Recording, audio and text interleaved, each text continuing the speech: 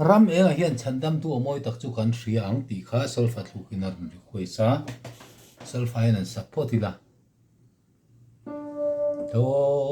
do re mi re do so mi do mi re so do ti do mi re ti do mi re ti do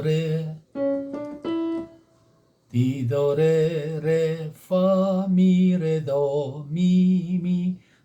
mi so mi do mi fa do mi do re do la so mi do mi la so fa mi re do mi re so do mi do ti re fa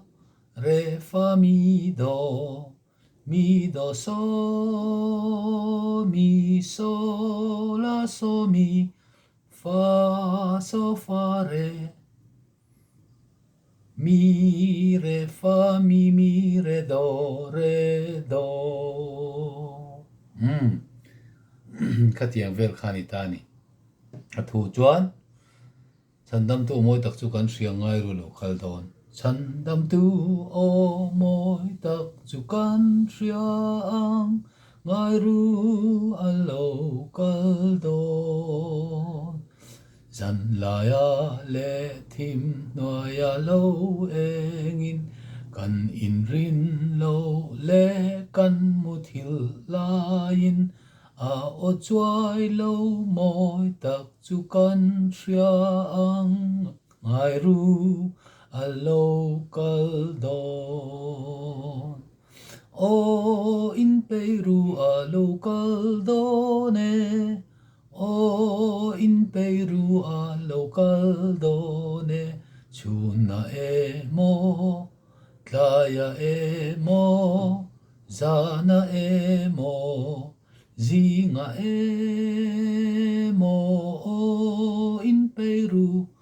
o in Peru mo nei tu chua local done khát tiếng khai ta này Chhandamtu o moi tak chu kan hria ang ngai ru a lo kal don zan laya le thim noya lo engin kan in rin lo le kan mu thil lain a o chuai lo moi tak chu kan hria ngai ru a lo kal don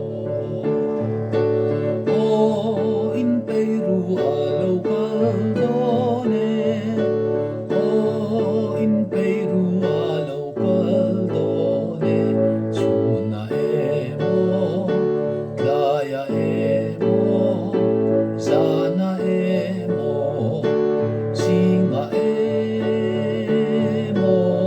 mo singa